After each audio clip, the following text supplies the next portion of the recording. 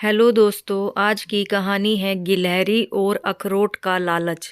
नंदन one में कुक्कुट गिलहरी रहती थी। कुक्कुट गिलहरी बहुत ईमानदार और बहुत मेहनती थी।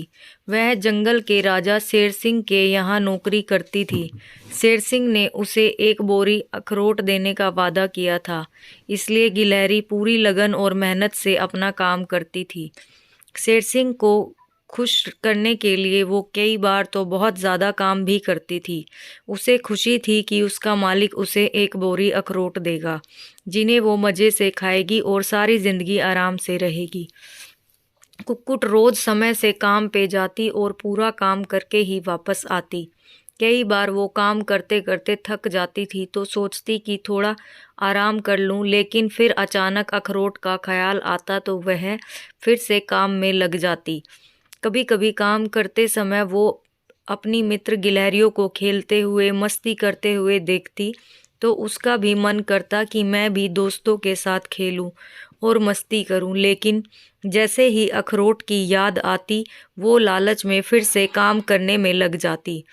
शेर सिंह कभी कभी उसे बाहर शहर में काम से भी भेजा करता था। वह कुक्कुट के काम से बेहद खुश था। ऐसा नहीं था कि शेर सिंह ईमानदार नहीं था। शेर सिंह भी ईमानदार था और अपनी जुबान का पक्का भी था। समय का चक्र अपनी गति से चलता गया। एक समय ऐसा भी आया जब शेर सिंह ने अपने वादे के अनुसार गिलहरी को एक बोरी अखरोट देकर खुशी से आज़ाद कर दिया। गिलहरी खुशी खुशी अखरोट लेकर चली आई। अचानक उसे कुछ ख्याल आया और उसकी आंखों से आंसू निकल आए। वो सोचने लगी, मेरी पूरी जिंदगी तो काम करते करते बीत गई और अब तो मेरे पैने दांत भी पूरे घिस चुके हैं। अब ये अखरोट किस काम के। कुक्कुट के आंसू रुकने का नाम नहीं ले रहे थे। दोस्तों, आज के समाज में कुछ ऐसा ही हाल हम लोगों का भी है। इंसान अपनी सारी इच्छाओं को त्याग कर अपनी ज़रूरतों को कम करके दिन रात पैसा जोड़ता है। वो सोचता है कि वह आगे आने वाले समय में इस पैसे से आराम और ऐश करेगा, और इसी चक्कर में इंसान ना जाने कितनी तकलीफ़ें झेलता है, ना जाने कितने सपनों को अधूरा छोड़ देता है। लेकिन अंत समय में इंसान की आंखें खुलती हैं जब वो किसी लायक नहीं रह जाता।